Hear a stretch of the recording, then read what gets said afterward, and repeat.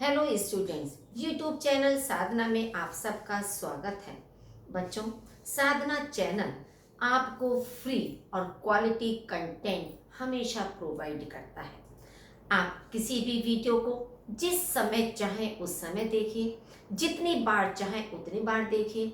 ऐसा नहीं कि आपने किसी वीडियो को 2 बार देख लिया, 3 बार देख लिया, उसके बाद आपसे कहा जाए कि अब आप इसके लिए शुल्क जमा कीजिए। ऐसा कभी भी नहीं होता है। आप चाहे जितनी बार देखें, हमेशा आपके लिए फ्री है। आपके लिए स्टडी मटेरियल अच्छा प्रोवाइड करता है। जब आपके पास अच्छा कंटेंट होगा, आपकी पढ़ने में दिलचस्पी बढ़ती चली जाएगी। आपको हर विषय अच्छी तरह से स्पष्ट हो जाएगा, समझ में आ जाएगा। और जब कोई चीज़ हमें समझ में आ जाती है, हमारी उसमें रुचि आने लगती है, तो हम परीक्षा में बहुत अच्छा प्रदर्शन करते हैं, बहुत अच्छा लिख पाते हैं। अच्छे अंक लाने से हमारी प्रतिशत बहुत अधिक अच्छी बन जाती है, हमारा भविष्य उज्जवल बन जाता है। तो इस तरह से बच्चों, आप इन वीडियोस को बहुत अच्छी तरह से देखिए।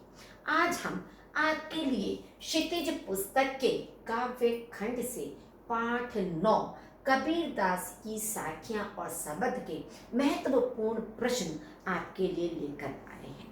ये प्रश्न बच्चों आपकी परीक्षा में 2-2 अंक के आते हैं। आपको कविता कितनी अच्छी तरह से स्पष्ट हुई है, आपने कितना उसको अच्छी तरह से समझा है, आपकी इस बौद्धिक क्षमता का आकलन करने के लिए ही इस तरह के बोधात्मक प्रश्न आपकी परीक्षा में आते हैं। तो अब देखिए, आपका फर्स्ट प्रश्न है, हंस के मानसरोवर छोड़कर न जाने के माध्यम से कवि ने क्या कहना चाहा है।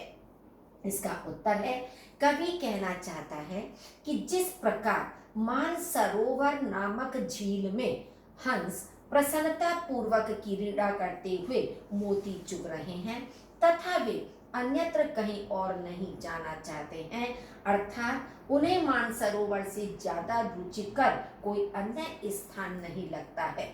उसी प्रकार जब जीवात्मा ईश्वर की सच्ची भक्ति में लीन होकर आनंद पूर्वक मुक्ति का अनुभव करने लगती है, तब वह इस सांसारिक मोह माया और लोभ स्वार्थ से दूर ही रहना चाहती है।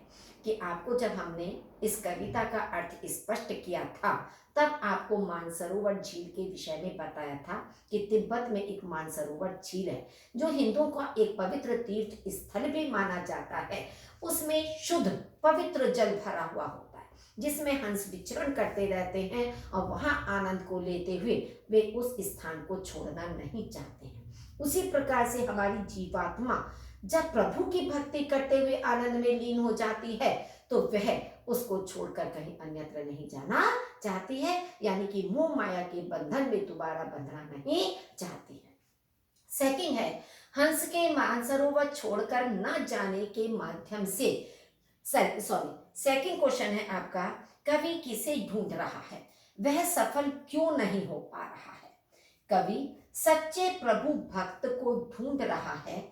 वह अपने उद्देश्य में इसलिए सफल नहीं हो पा रहा है क्योंकि सच्चे प्रभु भक्त आसानी से नहीं मिलते हैं, वे दुर्लभ होते हैं।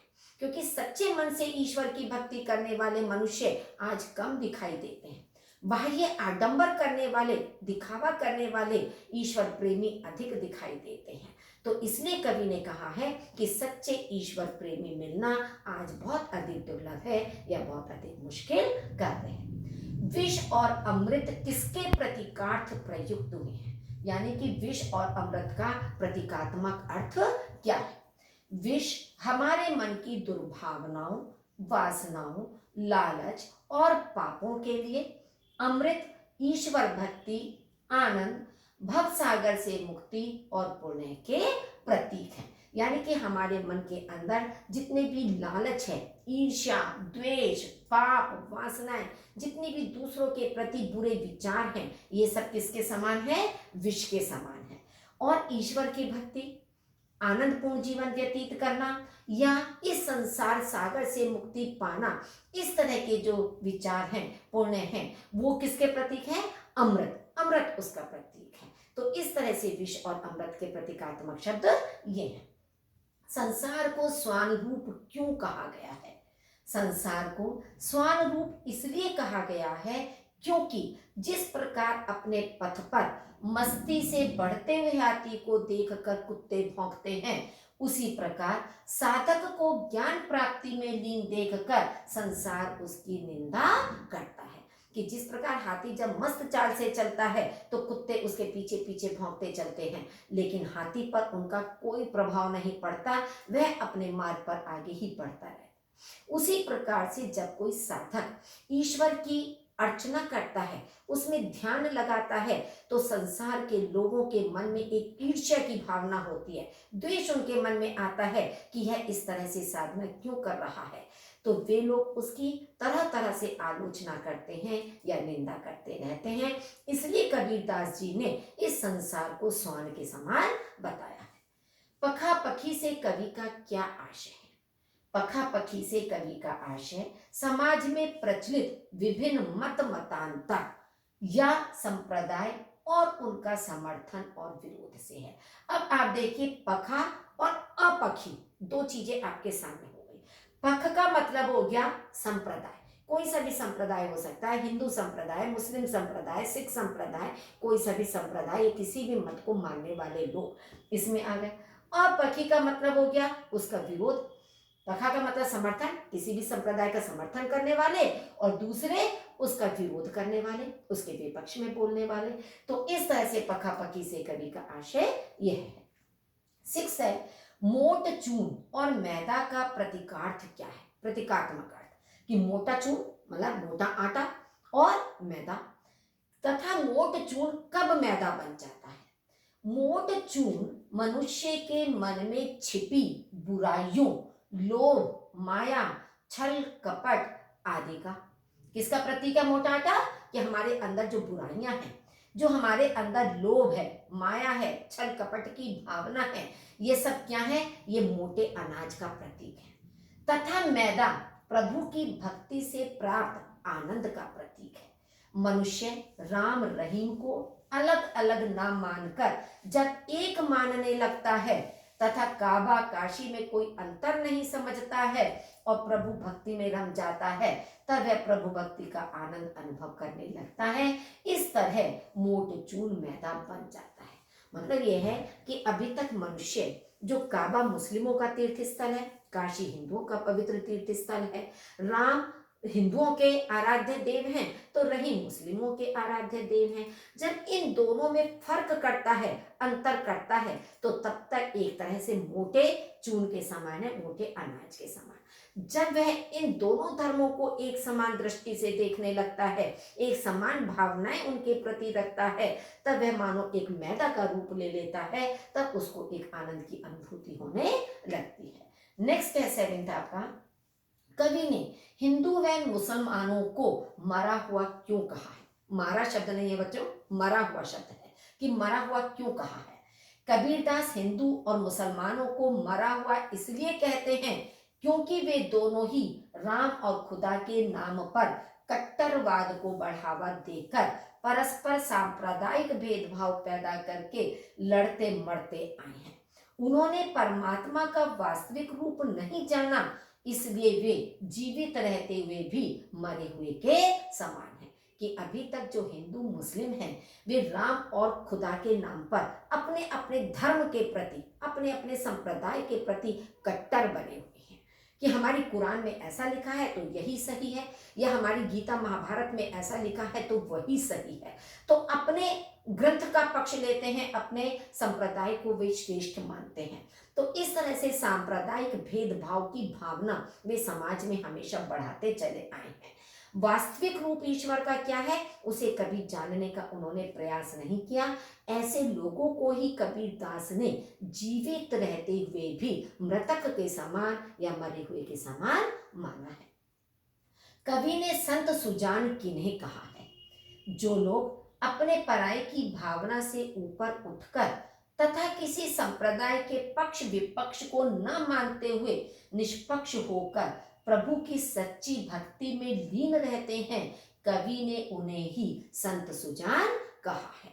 कि संत सुजान माने सज्जन व्यक्ति, ज्ञानी व्यक्ति उन्हीं लोगों को कहा है जो किसी भी संप्रदाय के पक्ष में नहीं पड़ता है। उसके लिए सारे संप्रदाय एक समान होते हैं, एक समान भावनाएं वो उनके प्रति रखता है, वही व्यक्ति सज्जन या सुजान कहा जाता है। साखियों द्वारा हिंदुओं और मुसलमानों की उपासना पद्धति के विषय में क्या पता चलता है?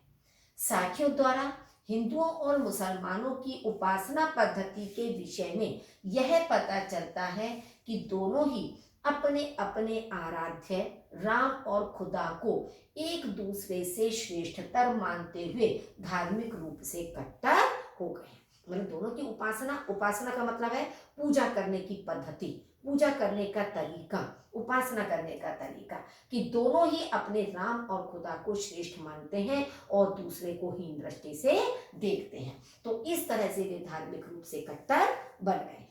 नेक्स्ट है 10th आपका, सहज शब्द का क्या आशय है? सहज शब्द का आशय स्वाभाविक रूप से विषय वासनाओं को त्याग कर प्रभु की सच्ची भक्ति में लीन होना है। कि जो विषय वासनाएं हमारे अंदर हैं, जो मनोविकार मनुष्य के मन के अंदर हैं, जब हम अपने सारे मनोविकारों का त्याग कर देते हैं और सच्चे मन से ईश्वर की आराधना करने में स्वयं को लगा लेते हैं, तब उसे उन्होंने सहज कहा है। सहज का मतलब है स्वाभाविक रूप से ईश्वर की अर्चना करना। उच्च कुल में जन्म लेना अधिक महत्वपूर्ण है या अच्छे कर्म करना? तर्क सहित उत्तर दीजिए। व्यक्ति के लिए उच्च कुल में जन्म लेना अधिक महत्वपूर्ण नहीं है, क्योंकि उच्च कुल में उत्पन्न होने से उच्च कोटि के गुण नहीं आते। ना ही यह आवश्यक है कि वह उच्च श्रेणी के कर्म करे। इसलिए अच्छे कर्म करना ही अधिक महत्वपूर्ण है। अच्छे कर्म करने से ही व्यक्ति की, उसके कुल की पहचान बनती है। यदि मनुष्य उच्च कुल में जन्म लेता है तो ये नहीं है कि उच्च कुल में जन्म लेने से उसके अंदर जो गुण हैं, जो विशेषताएं हैं, वो भी श्रेष्ठ होंगी। जन्म उच्च कुल में लिया है, लेकिन कार्य अगर उसके निम्न श्रेणी के हैं तो उसके कुल का जो मान सम्मान है वो भी समाप्त हो जाता है। तो इसलिए उच्च कुल में जन्म लेना महत्वपूर्ण नहीं है, बल्कि उच्च कर्म करना, अच्छे कर्म करना, श्रेष्ठ कर्म करना अधिक महत्वपूर्ण है उच्च कुल में जन्म लेने की अपेक्षा। सोने का पात्र निंदनीय क्यों हो जाता है? सोना बहुमूल्य तथा पवित्र धातु मानी जाती है। धातुओं में इसका सर्वाधिक महत्व है, किंतु जब सोने के पात्र में शराब रखी जाती है तो शराब के साथ साथ सोने का पात्र भी निंदनीय हो जाता है। कि देखने में अपनी ओर आकर्षित करने वाला सोने का बर्तन बहुत सुंदर लगता है, क्योंकि एक तो मूल्यवान धातु है, बहुमूल्य धातु है वह, और फिर दूसरा उसकी चमक ऐसी होती है कि सबको अपनी ओर आकर्षित करता है। लेकिन जब उस सोने के पात्र में मदिरा भर दी जाती है, शराब भर दी जाती है, तो तब उस मदिरा के साथ साथ सोने का पात्र भी निंदनीय बन जाता है, उसका महत्व भी कम होता चला जाता है। 13 है, कवि ने ईश्वर प्राप्ति का क्या उपाय बताया है? कवि ने ईश्वर प्राप्ति का उपाय बताते हुए कहा है कि ईश्वर को आडंबर पूर्ण तथा दिखावटी भक्ति से नहीं पाया जा सकता। ईश्वर को तो दृढ़ इच्छा शक्ति द्वारा अपने ही अंदर पाया जा सकता है।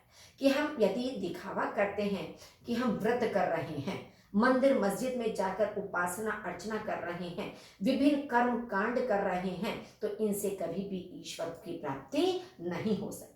ईश्वर की प्राप्ति यदि हम सच्चे मन से अपने हृदय के अंदर करना चाहें, तभी हमें उसकी प्राप्ति हो सकती है। ईश्वर की गति जान लेने से कवि के जीवन में क्या बदलाव आया? कवि ने जब हरि की गति को जान लिया, अर्थात कवि के हृदय में जब प्रभु भक्ति की लौ जल उठी, तब उसके मन का अहंकार नष्ट हो गया तथा हृदय ज्ञान के आलोक से आलोकित हो उठा। उसके मनोविकार नष्ट हो गए, उसका मन सांसारिकता से दूर हो प्रभु भक्ति में रम गया। यानी कि जब कवि को ईश्वर के दर्शन हुए, उन्होंने ईश्वर की महिमा को अच्छी प्रकार से जान लिया, उनके अंदर प्रभु की भक्ति की लौ जागृत हो गई, तब उनके अंदर जितना भी अहंकार था वो सारा अहंकार समाप्त हो गया और उनके अंदर ज्ञान का प्रकाश प्रकाशित हो उठा। तब वे सांसारिकता से दूर हो गए। कबीर के अनुसार ईश्वर के सच्चे स्वरूप को कौन लोग नहीं जान पाते। कबीर के अनुसार जो लोग पवित्र माने जाने वाले तीर्थ स्थलों, मंदिरों तथा मस्जिदों में ईश्वर को खोजते हैं, वे ईश्वर के सच्चे स्वरूप को नहीं जान पाते। ईश्वर का सच्चा स्वरूप सृष्टि के कण कण में और प्रत्येक जीव में मौजूद है। जो लोग इसे नहीं जानते वे कभी भी ईश्वर के सच्चे स्वरूप को नहीं जान पाते, क्योंकि प्रकृति के कण कण में ईश्वर का वास है। ये जितने भी तीर्थ स्थल हैं, मंदिर हैं, मस्जिद हैं, ये सब ईश्वर के सच्चे स्वरूप के प्रतीक नहीं है। यहाँ जाने से ऐसा नहीं है कि हमें ईश्वर की प्राप्ति हो जाएगी। यदि हम अपने घर में बैठकर एकांत मन से ईश्वर को देखने की कोशिश करें तो हमें अपने घर में बैठकर भी ईश्वर की प्राप्ति हो सकती है, उनके साक्षात दर्शन हो सकते हैं। तो ईश्वर के सच्चे स्वरूप को केवल दिखावा करने वाले व्यक्ति नहीं जान पाते। 16 है, कबीर ने काया का कूड़ कपट किसे कहा है और वह कब बाहर निकलता है। सच्चे ज्ञान के अभाव में मनुष्य के मन में भ्रम की स्थिति बनी रहती है। उसका मन संदेह से भरा रहता है। सांसारिक मोह माया के चक्कर में पड़कर मन स्वार्थ की भावना से भर जाता है।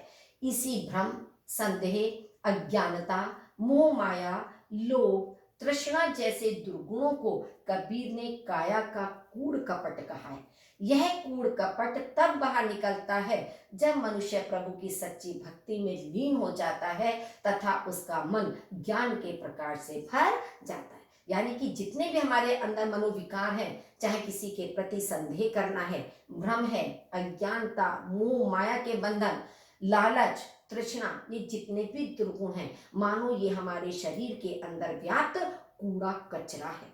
और यह कूड़ा कचरा हमारा कब निकलता है?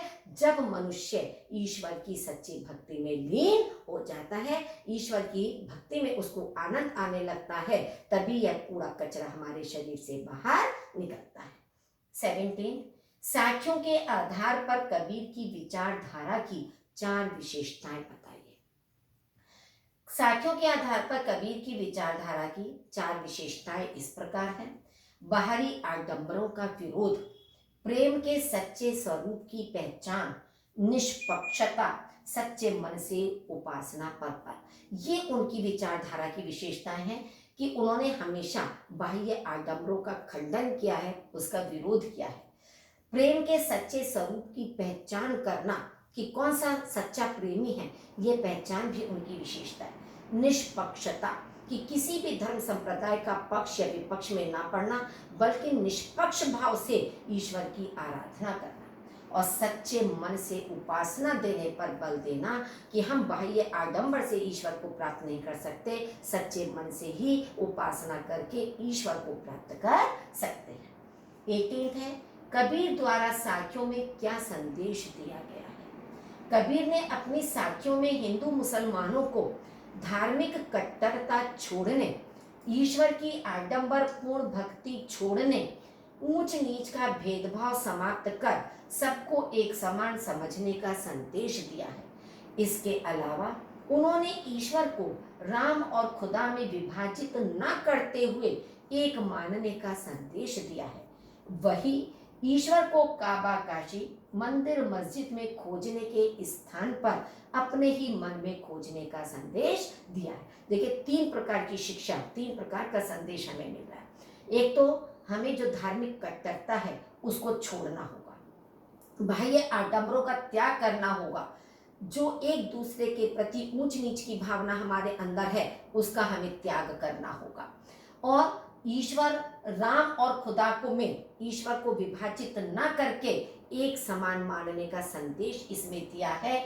दूसरे तीर्थ स्थलों पर, मंदिर मस्जिद में ईश्वर को खोजने से प्राप्त नहीं किया जा सकता। तो इस तरह के संदेश कबीर ने अपनी साखियों के अंतर्गत दिए हैं। नेक्स्ट है 19, कबीर अपने अधिकतर दोहों और सबदों में साधुओं को ही क्यों संबोधित करते हैं। कबीर समझते हैं कि केवल साधु प्रवृत्ति के लोग ही दूसरों की ज्ञानपूर्ण बातें सुनते हैं। हर व्यक्ति नहीं सुनता है, केवल वही व्यक्ति ज्ञान की बातों को सुनता है जो कि साधु प्रवृत्ति के लोग होते हैं। बाकी किसी का ध्यान, किसी का मन इस तरह के उपदेश सुनने में, इस तरह के बातें सुनने में नहीं लगता है। इसीलिए उन्होंने अपनी जितनी भी साखियां हैं, आप देखेंगे जितने भी शब्द हैं, उन सब में उन्होंने साधुओं को ही संबोधित किया है। कबीर एक सच्चे समाज सुधारक थे। कैसे? साखियों के आधार पर स्पष्ट कीजिए। कबीर एक सच्चे समाज सुधारक थे। इसका प्रमाण साखियों में अनेक स्थानों पर उपलब्ध है। उन्होंने अपनी साखियों के माध्यम से समाज में व्याप्त अनेक कुरीतियों पर कुठाराघात किया है। कबीर ने हिंदू मुसलमानों के बीच भेदभाव को मिटाकर एकता स्थापित करने, सांप्रदायिकता का समापन करने, व्यर्थ आडंबरों के समापन इत्यादि के विशेष प्रयास किए हैं। तो इस तरह से आप देखते थे कि वे समाज में सुधार लाना चाहते थे कि उस समय के समाज में, जिस समय कबीरदास ने अपनी साखियां लिखी, शब्द लिखे हैं, तो उस समय के समाज में इस तरह की कुप्रवृत्तियां वहां पर व्याप्त थीं। तो वे उन कुरीतियों को दूर करना चाहते थे। उन्होंने उन कुरीतियों पर, उन रूढ़ियों पर कुठाराघात किया है, उनको दूर करने का प्रयास किया है कि हमें ईश्वर की प्राप्ति एकांत भाव से बैठकर करने से ही प्राप्त हो सकती है। ये जो सांप्रदायिक भावनाएं हैं, हमें इन्हें अपने मन से निकाल देना चाहिए। एकजुट होकर हमें अपने समाज के विकास के विषय में, अपने देश के विकास के विषय में सोचना चाहिए। तो इस तरह से कबीरदास हमें एक समाज सुधारक के रूप में दिखाई देते हैं। बच्चों, कबीर की साखियां और शब्द के ये जो महत्वपूर्ण प्रश्न हैं, ये आपको स्पष्ट हो गए होंगे, क्योंकि इसमें हमने आपकी जितनी भी साखियां हैं या जो 2 शब्द हैं, 7 साखियां हैं, उन सब के आधार पर ये प्रश्न आपके सामने प्रस्तुत किए हैं। इसी आधार पर आपकी परीक्षा में आएंगे। तो आप इन सारे प्रश्नों को बहुत अधिक ध्यान से दोबारा देखें और इनको अच्छी तरह से समझने की कोशिश करें। यदि अभी तक आपने मेरा चैनल सब्सक्राइब नहीं किया, उसे सब्सक्राइब कर दीजिए और अपने अधिक से अधिक साथियों के साथ इसे शेयर कीजिए ताकि उन सबको भी इसका लाभ मिल सके। धन्यवाद।